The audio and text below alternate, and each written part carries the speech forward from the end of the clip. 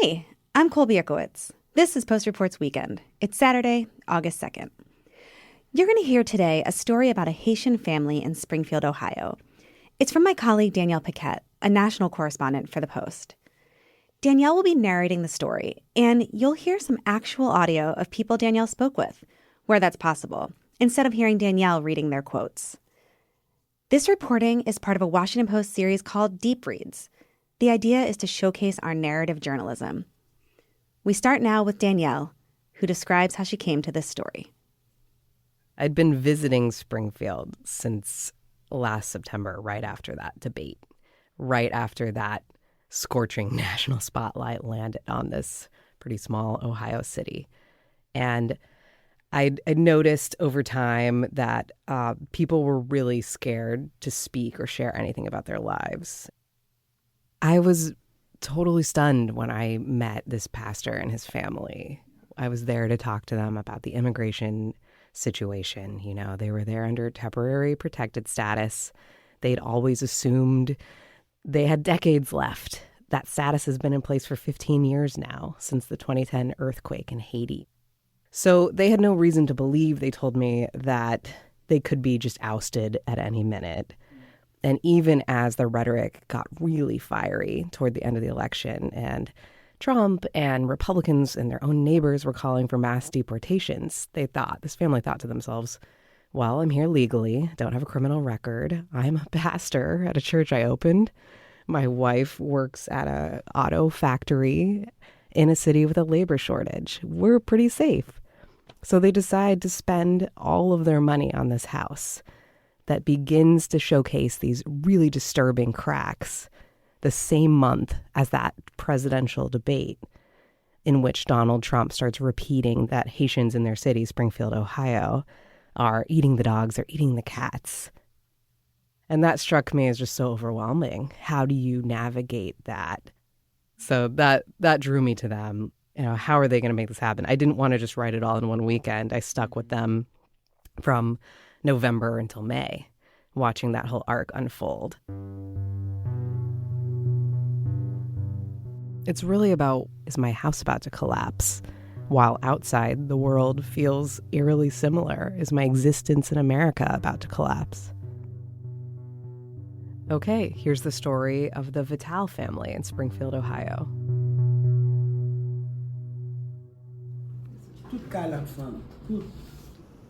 She hadn't seen cracks like that since the earthquake. Now they snaked up her buttercream dining room walls and etched tiny ravines in the ceiling. Crazy, Fernand Vatal said to her husband as they eyed the damage. They're driving me crazy. Clearly they'd spread, like the scars on all those buildings back home, she told a construction worker friend who, as a fellow Haitian, understood. He'd also survived the 7.0 megatremors that once leveled much of their island nation. Fernand had figured calamity wouldn't trail them to America, land of the free, home of the Kardashian opulence on her teenage daughter's TikTok feed. Not that glitz had ever been the goal. Her family of 5 sought the basics in southwestern Ohio. Assembly line work, Sunday service, a banged-up Honda minivan, a jar of faux carnations, safety. Their only indulgence had been the house on Chestnut Avenue.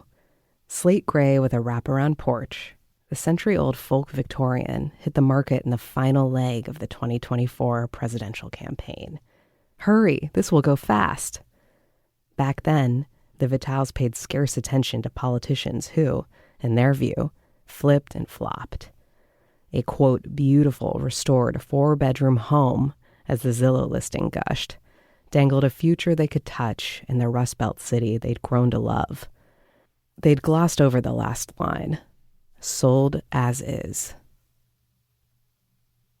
The couple had settled in Springfield during President Donald Trump's first term and saved money through the Biden administration. Business leaders in their reliably red county praised immigrants for reviving the local economy. Americans struggled to pass a drug test, one factory boss told a TV news crew. Not Haitians. Fernand made $21 an hour at a Japanese automotive plant, watching robots forging car parts, while her husband, Roche, led a strip mall church. Even as the GOP and some of their neighbors called for mass deportations, the Vitals were sure no one meant them, immigrants here legally. So last July, they made a down payment of $8,000, their entire nest egg. In August, they moved in, installed lace curtains, and hung a family portrait in the dining room. 1 month later came the cracks. A lot of towns don't want to talk. It's not going to be Aurora or Springfield. A lot of towns. Around the same time, Trump falsely claimed that Haitians here were eating pets. They're eating the dogs, the people that came in. And pledged to take action in Springfield specifically. And we're going to have the largest deportation in the history of our country, and we're going to start with Springfield and Aurora. Bomb threats closed schools. Neo-Nazis marched through town, blasting the immigrants as invaders. The Vitals huddled in front of the television, watching the spectacle unfold. Many Haitians they knew went into lockdown, trekking out solely for necessities. In WhatsApp groups, some friends wrote that strangers had screamed at them on the street, "Go home." Others shared plans to leave. Fernand pressed her family to stay inside, and they mostly did, which meant more time staring at the walls. Soon, her 17-year-old daughter, Sarah, pointed to her bedroom ceiling. More cracks. "Everything is breaking," Fernand said. Their house, their sense of security, the life they'd charted over plates of stewed chicken and rice. What to do next? She was as unsure as her husband. Pitying their bad luck, their construction worker friend offered his labor for free, warning that inaction could spell mold or worse. The Vitals just needed to fund the drywall, stain-blocking sealer, and other supplies from Home Depot. $7,000, he estimated. That didn't include the cost of a structural engineer who would be able to tell if anything was at risk of collapse. At this moment, there was only Fernand's husband running a finger along a wiggly line that had just emerged in the corner.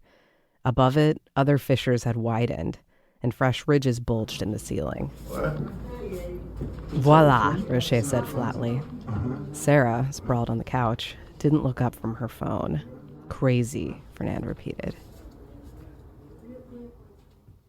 Their dilemma was global. Their dilemma was domestic.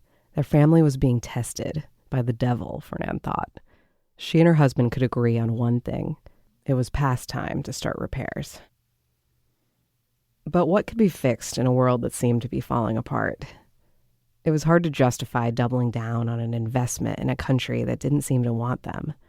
Even harder to give up on what their piece of America had represented. "Our legacy," Fernand declared after signing the closing documents. She imagined growing old on Chestnut Avenue and building some real estate wealth for the kids to inherit, hoping the next generation wouldn't need to sweat over an assembly line. That dream had fractured into precarious options. Returning to Haiti was too risky.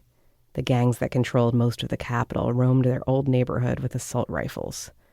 Canada would be safer, yet they'd have to save every dollar to relocate to a third country, which meant selling the house. And Fernand doubted anyone would match the $175,000 they had paid for this mess. The couple could sink permanently into the red. They'd only put 5% down on a 30-year mortgage. She said vaguely, "I want to leave." Her husband pushed back.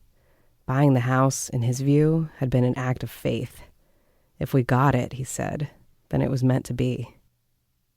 They could mend the worst problems, gradually, Rocher believed, and cross their fingers that a structural engineer would uncover no urgent defects. Their legal status faced more scrutiny than ever, though. No renovation could shelter the deported.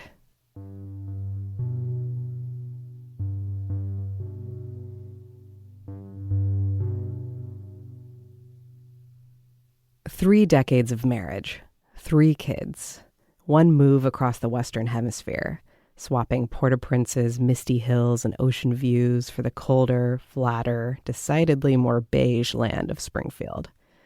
2 career transformations, 2 wobbly attempts to learn English. Still, the couple liked to joke, they hadn't changed much. Fernand, 54 years old, was the steely one. A pragmatist, watchful and proud, she'd rather keep to herself. If she hurt your feelings, oh well. Rocher, a few months younger, remained the dreamer.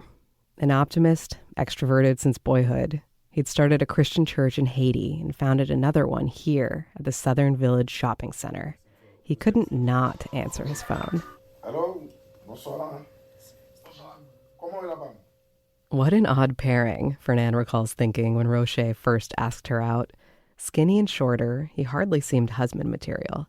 She prayed about it, and the answer arrived in a dream. As she tried to hide behind mountains, around each bend waited Rocher. They married in 1995. Next came Mardoché, now 24, Sarah, 17, and Rocheline, 9. Fernand excelled as a math teacher and then an assistant principal, while Rocher tended to his congregation. They might have stayed in Haiti forever if the gangs hadn't taken over, and a gunman hadn't threatened to kill Rocher if he didn't hand over the church's cash. Attackers targeted those in charge of anything, including pastors, one of whom got kidnapped during a live-streamed service. Violence was surging anew in 2019 when the Vatals began hearing in WhatsApp chats about an Ohio city with a labor shortage. Jobs aplenty here, a friend had reported. Some plants had even hired interpreters fluent in Haitian Creole. And Haitians still qualified for the U.S. government's temporary protected status granted after the 2010 earthquake and rise of organized crime. Fernand and Rocher saw their chance, joining what officials later estimated to be 15,000 immigrants in this pocket of the Midwest. Springfield, population of 59,000, wasn't equipped for so many newcomers crowding grocery stores, health clinics, classrooms, and the DMV. Lines grew longer, residents complained, and the language barrier didn't help. Then a Haitian driver with an invalid license struck a school bus, killing an 11-year-old boy, and the accident grabbed the attention of far-right pundits, who soon amplified a Facebook rumor that these foreigners were trapping and cooking their neighbors' cats and dogs. And eating them, literally cooking them in their front yards. One day after Trump's inauguration, Fernand wondered if they could undo the House sale. She said, "You want to leave something for the kids, but not like this." Rocher replied, "We are not making any emotional decisions."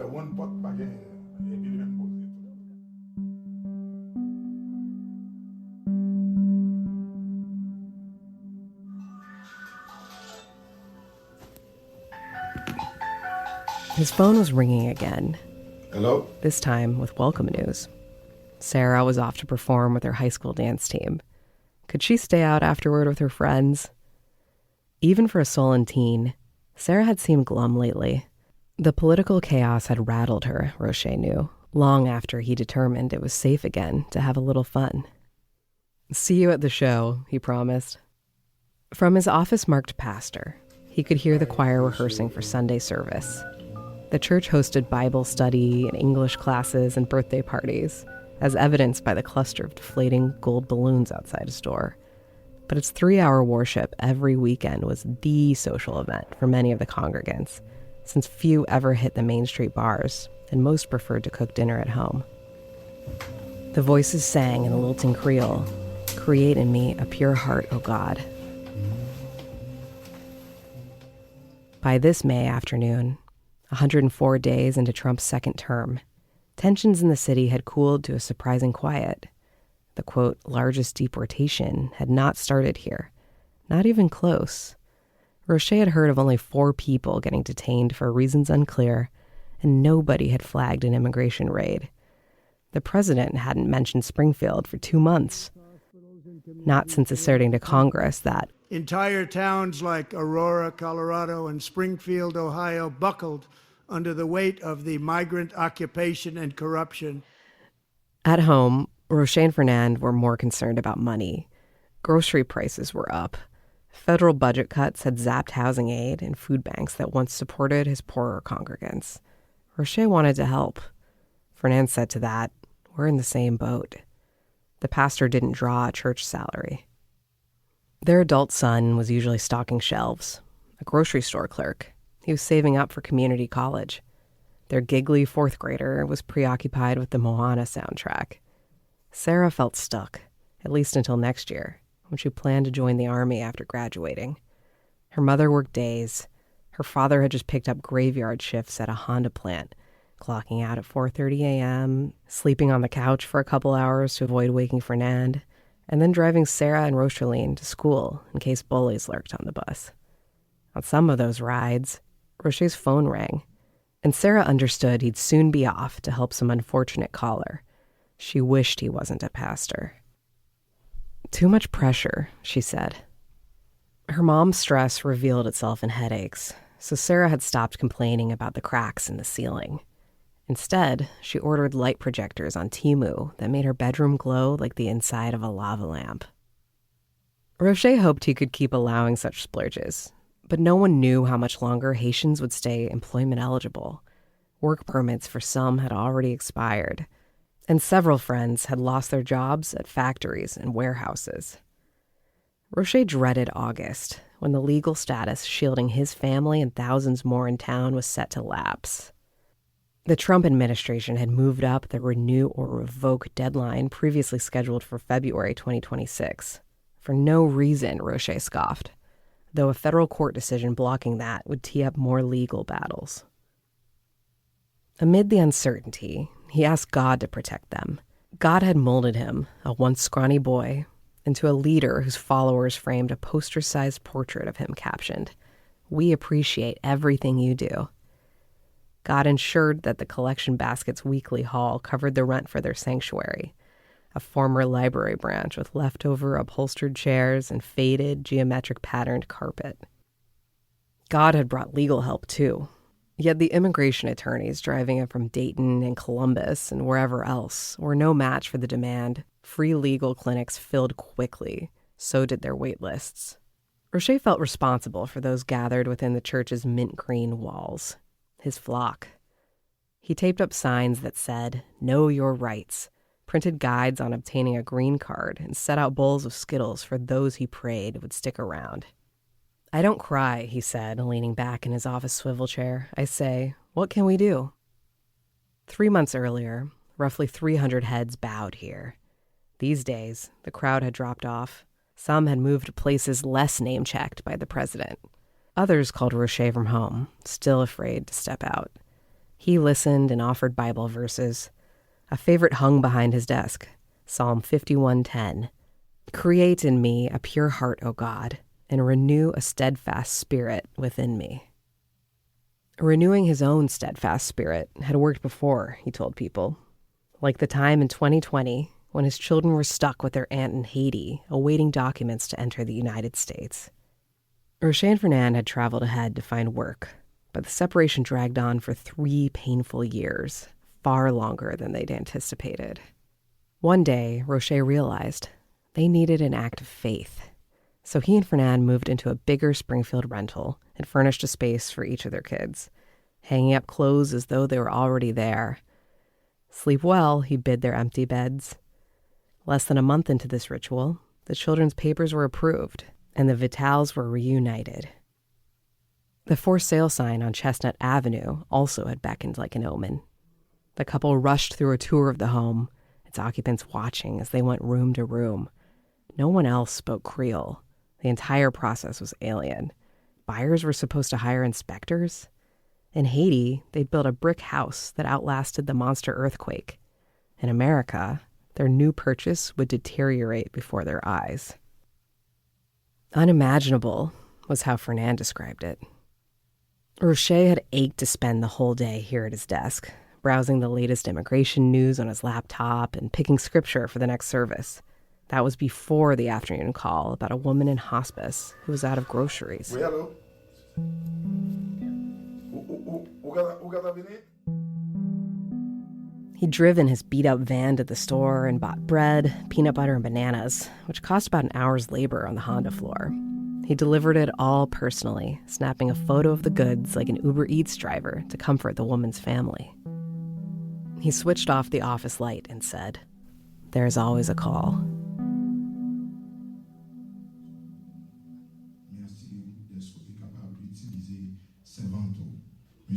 At the service that Sunday, Roche's gray 3-piece suit exuded no whiff of sleeping on the couch. His voice boomed through a microphone. Loudspeakers throttled eardrums. Shoppers outside could hear him at the Dollar General. "God clean us," he cried from the makeshift stage. "Purify us." Fernand stood in the front row, hands clasped, projecting a united front. Madame Pasteur, Mrs. Pastor. For months, she'd been increasingly hesitant to allow visitors into the house on Chestnut Avenue. Here she could focus on church duties, like pouring red wine into little plastic cups for communion. There would be no complaining in public. She was a role model with 4 years left on her work permit. By her count, more than half of her coworkers at the auto plant were Haitian. Companies needed them, Fernand told herself. This mantra helped her stand up straight and smile, even as she now doubted that the economic argument for Haitians in Springfield would matter to decision makers in Washington.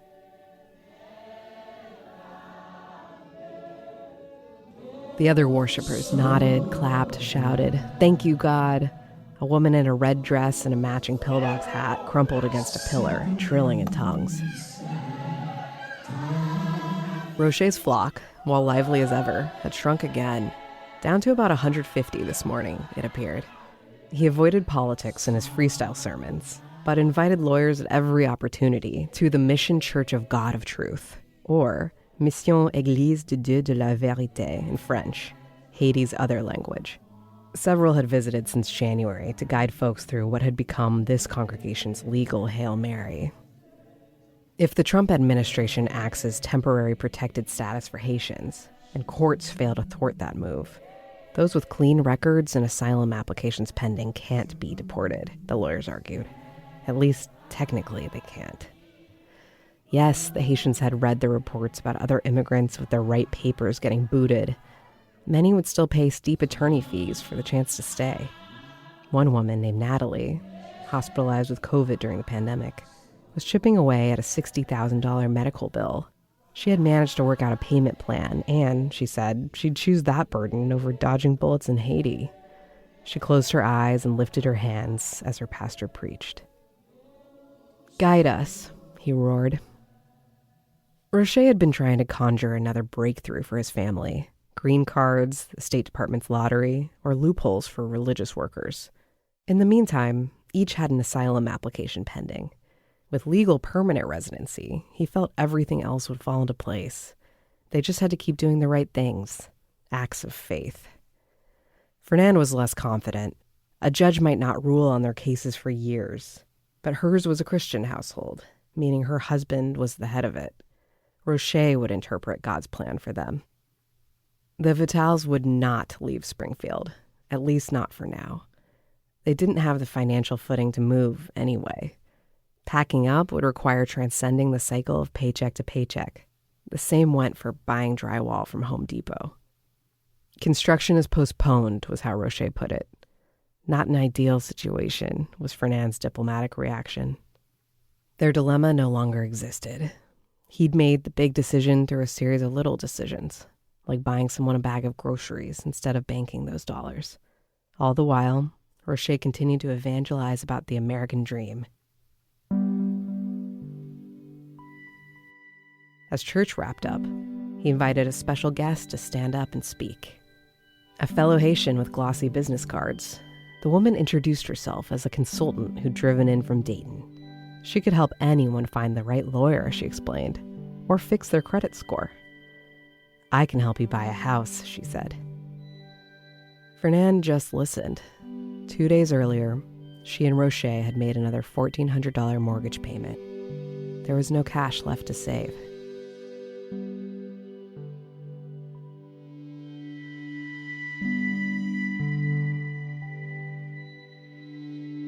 This story was written and read by me, Danielle Paquette. Obed Lemy interpreted interviews from Haitian Creole while reporting in Springfield. Aaron Schaefer contributed research to this report, and Bishop Sand produced the audio for this piece.